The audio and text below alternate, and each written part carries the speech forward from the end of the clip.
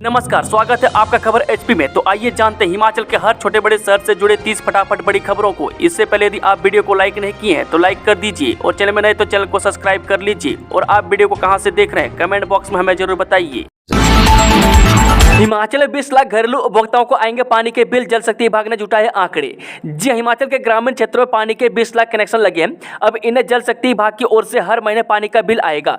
बता दें कि जल शक्ति विभाग ने उपभोक्ताओं का आंकड़ा जुटा लिया। वे 50% ऐसे उपभोक्ता हैं जिनके पास दो कनेक्शन लगे हैं। वे लोगों की अब इन दोनों कनेक्शनों के बिलों की अदायगी करनी पड़ेगी। वे प्रति कनेक्शन हर महीने 100 रुपये बिल आएगा। राज्य मंत्रिमंडल की मंजूरी मिलने के बाद जल शक्ति विभाग ने बिल कैसे वसूलना है इसे लेकर होमवर्क शुरू कर दिया है। बता दें कि उपभोक्ताओं ने पहले जल शक्ति विभाग से पानी के कनेक्शन ले लिए थे। इसके बाद जल जीवन मिशन के तहत भी पानी का अतिरिक्त कनेक्शन ले रखा है। में सरकार ने बीपीएल, एकल नारी, विधवा, महिला, दिव्यांग श्रेणी के लोगों को निःशुल्क पानी देने का फैसला लिया। ऐसे लोगों की पहचान स्थानीय स्तर पर ही होगी और इसका पूरा डाटा विभाग के बिलिंग सॉफ्टवेयर में फीड किया जा रहा है। सीएम सुक्खू बोले, स्कूलों में पत्राचार के लिए आउटसोर्स पर स्टाफ भर्ती करेगी सरकार। जी हां, मुख्यमंत्री सुखविंदर सिंह सुक्खू ने रविवार को हमीरपुर में शिक्षा विभाग की बाल पौष्टिक आहार और प्राथमिक स्कूल के शिक्षकों को टैबलेट वितरण योजना का शुभ आरंभ किया। इस दौरान सीएम ने कहा कि स्कूलों में पत्राचार के लिए हिमाचल प्रदेश सरकार आउटसोर्स पर स्टाफ भर्ती करेगी। इससे कई युवाओं को रोजगार मिलेगा। उन्होंने कहा कि 5 से कम विद्यार्थी संख्या वाले स्कूल नजदीकी स्कूलों में मर्ज किए जा रहे हैं। इसके लिए आवश्यकता पड़ी तो उन स्कूलों के विद्यार्थियों के लिए परिवहन सुविधा पर सरकार 20,000 रुपये खर्च करेगी। प्रदेश में जल्द होगा बड़ा प्रशासनिक फेरबदल, इनके मुख्य सचिव बनने की चर्चा। जी हां, हिमाचल प्रदेश में जल्द बड़ा प्रशासनिक फेरबदल हो सकता है। में सरकार ने ऐसे अधिकारियों की सूची तैयार कर ली है। हाल ही में केंद्रीय प्रतिनियुक्ति से लौटे अतिरिक्त मुख्य सचिव के पंत को बड़े विभागों की जिम्मेदारी मिल सकती है। इसके अलावा 3 साल से एक ही जगह पर डटे अफसरों को भी इधर से उधर किया जाना है। मैं IAS, HAS और अन्य प्रशासनिक अधिकारियों को ही नहीं बल्कि कई जिलों के SDM, DSP स्तर के अधिकारियों के भी तबादले होंगे हैं। मैं उधर केंद्रीय प्रतिनियुक्ति से पंत के लौटते ही हिमाचल में नए मुख्य सचिव के लिए दौड़ रोचक हो गई है। वर्तमान मुख्य सचिव प्रबोध सक्सेना का कार्यकाल मार्च 2025 तक है। वे पंत 2021 में सेंट्रल डेपुटेशन पर दिल्ली गए थे। वहीं के पंत के बाद अनुराधा ठाकुर केंद्रीय प्रतिनियुक्ति पर है। ऐसे में मुख्य सचिव पद की दौड़ में 2 वरिष्ठ अधिकारी के पंत और अतिरिक्त मुख्य सचिव ओंकार शर्मा आगे हैं। सचिवालय के गलियारे में भी यही चर्चा है कि इन दोनों में से किसी को CS बनाया जा सकता है। किस नशे से हुई मौत, 2 मिनट में एबॉन किट कर देगी खुलासा। जी हां, किस नशे की ओवरडोज से मौत हुई है, अब इसका खुलासा 2 मिनट में एबॉन किट से होगा।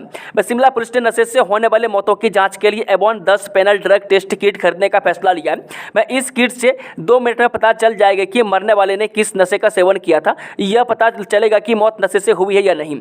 बता दें कि FSL से रिपोर्ट आने में लगने वाले लंबे समय के कारण जाँच में दिक्कतों से भी पुलिस को नहीं जूझना पड़ेगा। जिला पुलिस के मुताबिक किसी भी प्रकार की संदिग्ध मौत जिसमें मृतक की पहले भी नशे का सेवन करने की प्रकृति रही है, ऐसे मामले पुलिस सबको पोस्टमार्टम के लिए ले जाने पर साथ में किट भी भेजेगी।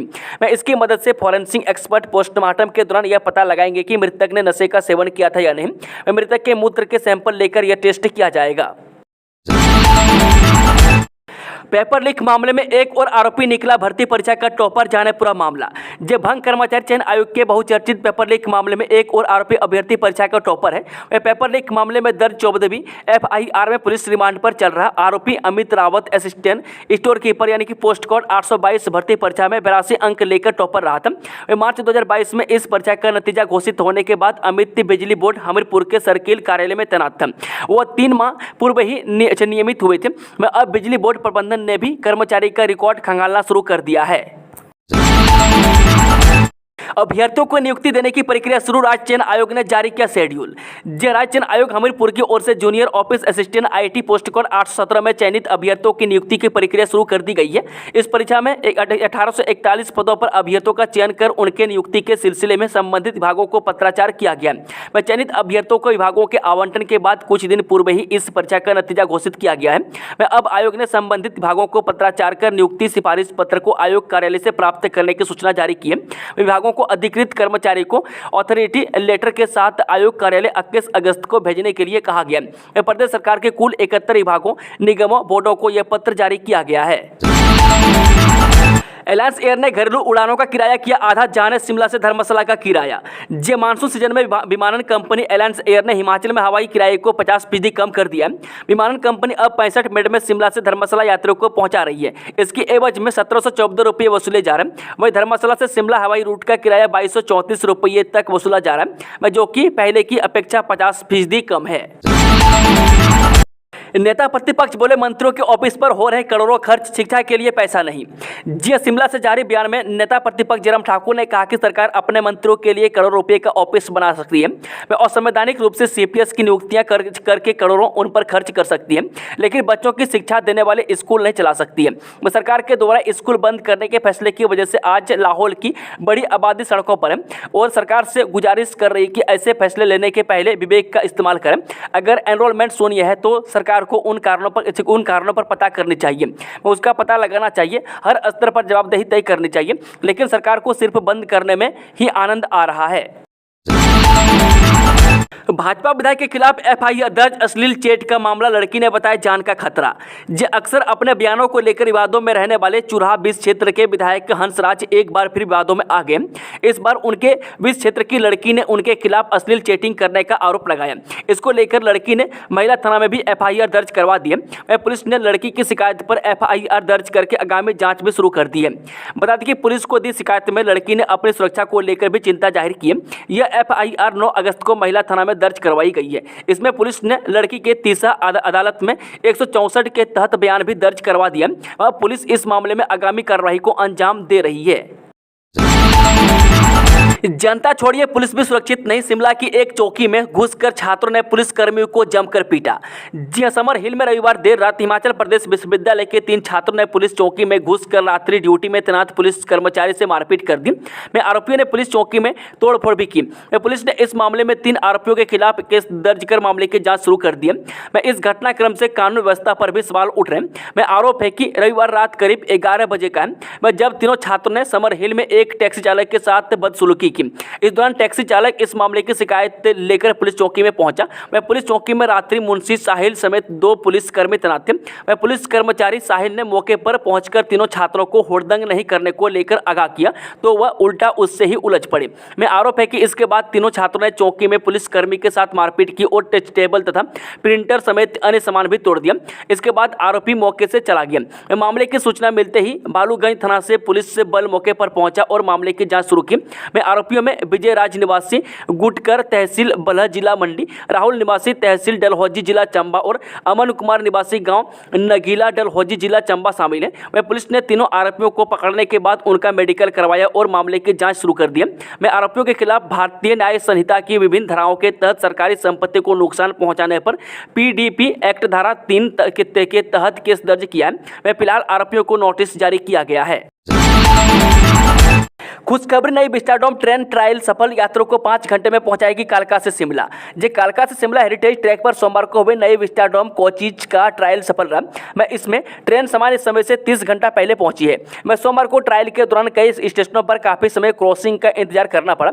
इसलिए माना जा रहा है कि अगले ट्रायल या रूटीन में जब ट्रेन चलेगी तो क्रॉसिंग का समय कम होगा। इससे सफर की दूरी 1 घंटे तक कम होने की उम्मीद है।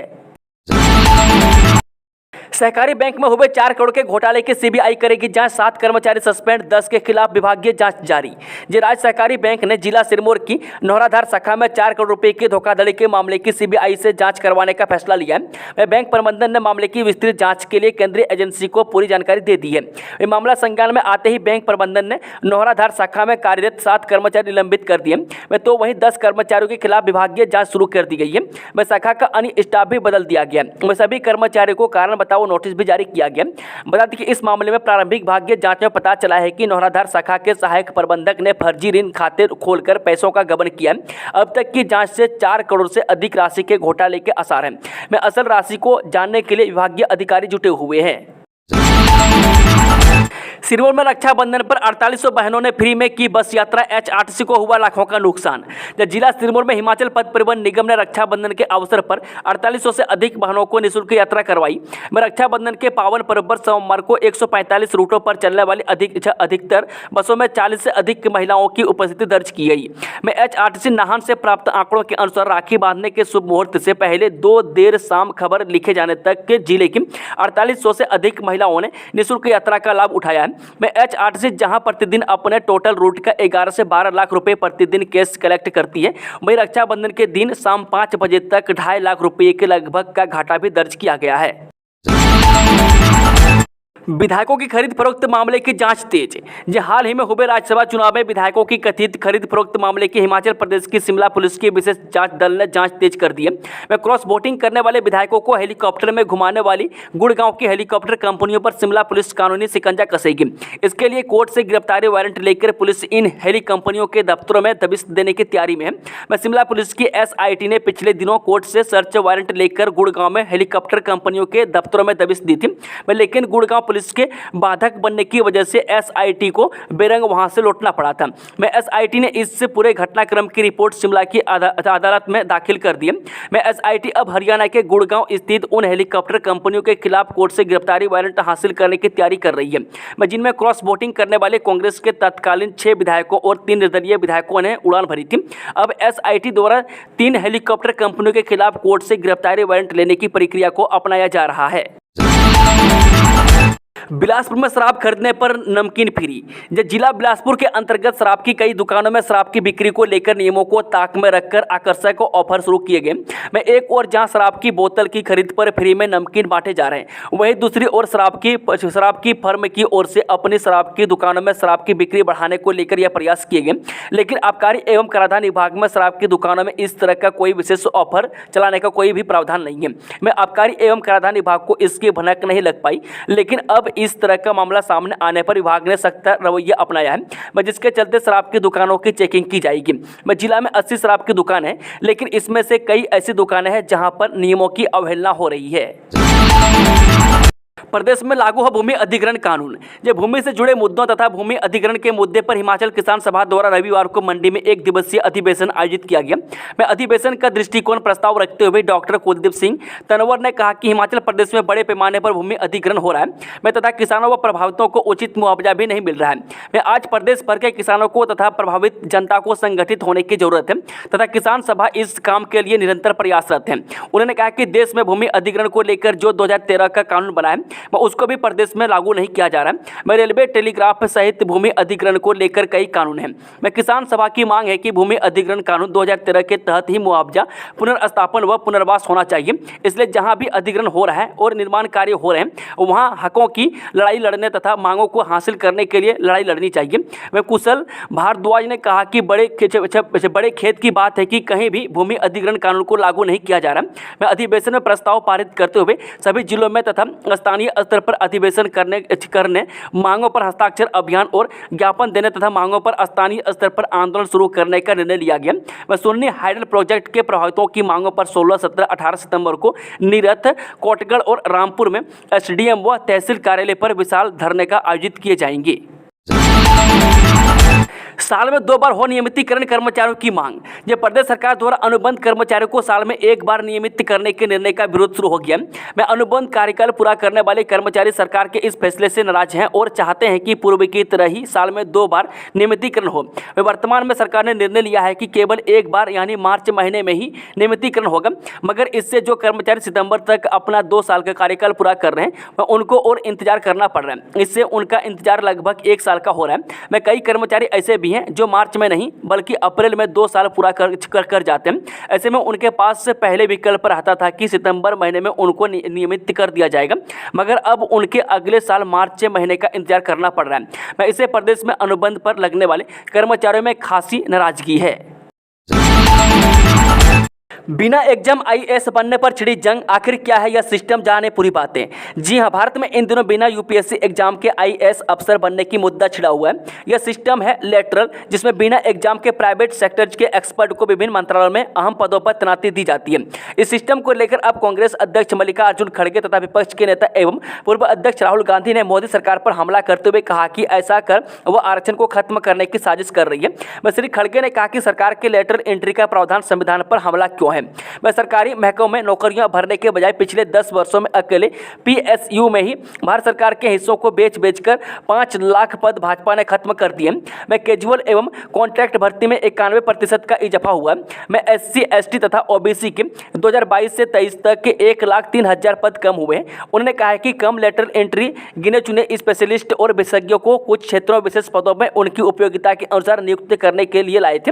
मैं यह मोदी सरकार ने लेटरल एंट्री का प्रावधान सरकार में विशेषज्ञ नियुक्त करने के लिए नहीं, बल्कि दलित, आदिवासी व पिछड़े वर्गों का अधिकार छीनने के लिए किया है। मैं एससी एसटी ओबीसी ईडब्ल्यूएस के पद अब आरएसएस के लोगों को मिलेंगे। यह आरक्षण छीनकर संविधान को बदलने का भाजपाई चक्रव्यूह है।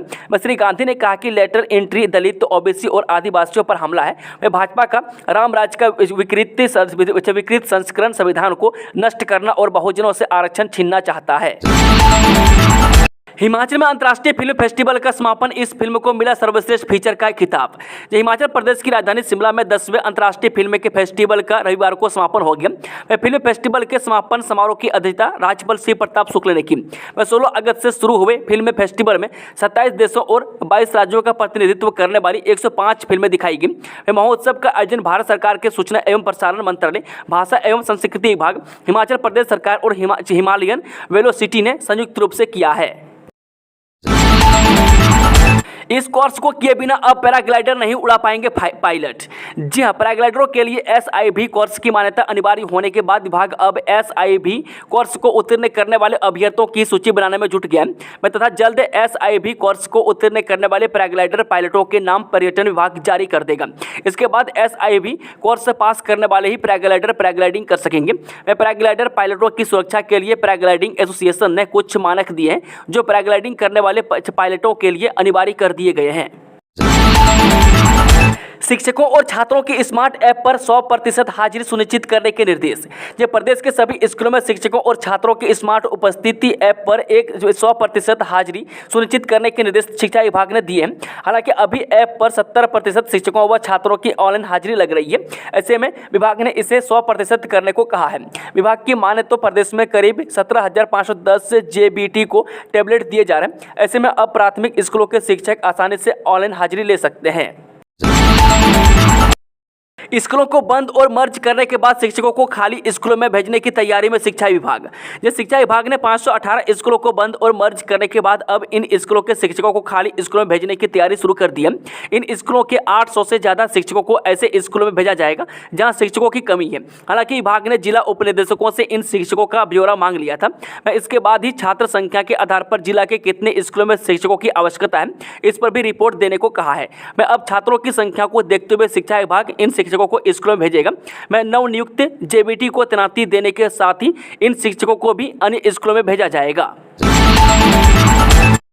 मणिमहेश यात्रा को लेकर प्रशासन ने जारी की एडवाइजरी, रखें इन बातों का ध्यान।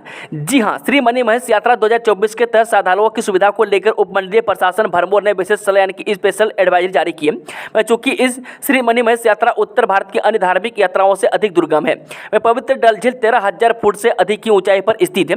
ऐसे में निचले गर्म क्षेत्रों से आकर भरमौर हड़सर से सीधे यात्रा शुरू कर देना श्रद्धालुओं के शारीरिक स्वास्थ्य के लिहाज से सही नहीं है। स्थानीय वातावरण के अनुकूल अपने आप को ढालने के लिए चंबा व भरमौर इत्यादि स्थानों में ठहराव आवश्यक है। गर्म कपड़े, टॉर्च, छाता, रेनकोट अपने साथ आवश्यक रखें। शारीरिक फिटनेस के लिए स्वास्थ्य जांच आवश्यक करवाएं। मौसम के पूर्वानुमान को नजरअंदाज न करें।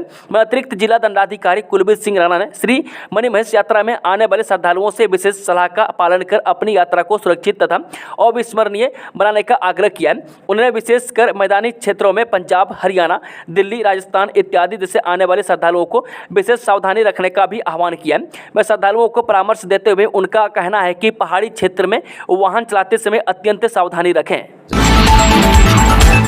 टीजीटी कमीशन का 4 साल से इंतजार। ये प्रदेश के स्कूलों में टीजीटी की बैच वाइज भर्ती के बाद अब कमीशन की भर्तियों का इंतजार है। मैं साल 2020 से अभी तक टीजीटी कमीशन का ही इंतजार कर रहे हैं। मैं लंबे समय से प्रदेश के स्कूलों में कमीशन आधार पर टीजीटी की भर्तियां नहीं हो रही है। मैं कारण यह है कि प्रदेश सरकार से शिक्षा विभाग को इन पदों को भरने की मंजूरी नहीं मिल रही है। मैं प्रारंभिक शिक्षा विभाग की तरफ से इन बारे में प्रदेश सरकार को प्रस्ताव भेजा गया है, जिसमें टीजीटी की भर्तियां करने के लिए अप्रूवल मांगी गई है। लोकसेवा आयोग के माध्यम से ये भर्तियां होनी है।